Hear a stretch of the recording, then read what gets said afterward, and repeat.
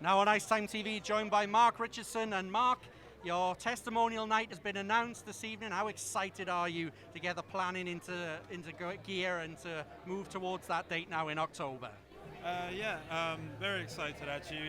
It was only really today I confirmed with Todd the dates, the dates that we were looking at. So really now it just means that I can start moving forward with a few things. A few guys I contacted, but just to see what the interest was, and then now I can give them some confirmed dates so they can see what their plans with work, commitments, etc. are. So as I say, hopefully now things can move forward a bit. Did you ever imagine when you signed all the way back when we were playing out of the Wales National Ice Rink that you would be someone who would get a testimonial for a club like the Cardiff Devils?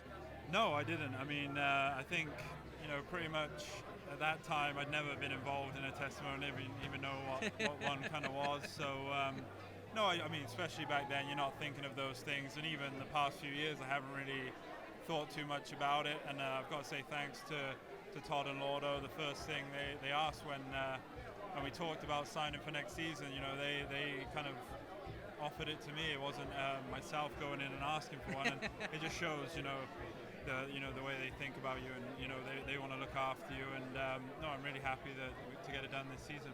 And it'll be an occasion, of course, in this arena, sort of the first milestone testimonial in this building. You've played in all three of the Cardiff Devils buildings. You're probably one of a select few still currently playing who have that honour. How does Ice Arena Wales stack up against the other two buildings that you've played in? Obviously, facilities-wise, this is an amazing arena, and we only played a few games last season, but it was great to play here already. The tent, everyone knows. It was a great place to play. I mean, you can look at its bad side, but it was fun playing there, and the same goes for the old rink in town. The atmosphere and the smaller kind of ice pad and stuff was fun. But this is the rink that the Cardiff Devils deserve and the fans deserve, and so far so good. So has Brad Voth thanked you that he will get his shirt retirement ceremony? Because I'm sure there was a little link in there that he gets to come over to celebrate your big day, and you get to celebrate his big day just a few days before. How excited are you to see the big man back in Cardiff? And as someone who's considered a leader on this team, what influence did Voth have on your career in that aspect? Firstly, it's great to have Brad coming back over. I know he loves to come and visit, and the fans like him to come over, so that's great. It's something I thought about, but it was actually Todd that came up with the idea of joining the both with his jersey retirement, which he fully deserves, and it would be a great moment to see that happen. And as you say, playing with Brad from his first season in the country and watching him grow as a player and as a leader, and it really taught me a lot. And just in the dressing room, on the ice, he was just one of those guys that you could watch every night. He was going. He was just such a good leader and a really good player, and that's why the fans here love him so much. Before you go, Mark, I'd just like to touch on one of your other old clubs, Bracknell. In the past few days, they've raised enough funds through the fans to kick on and start the English Premier League season. It's been an amazing effort down there for that club.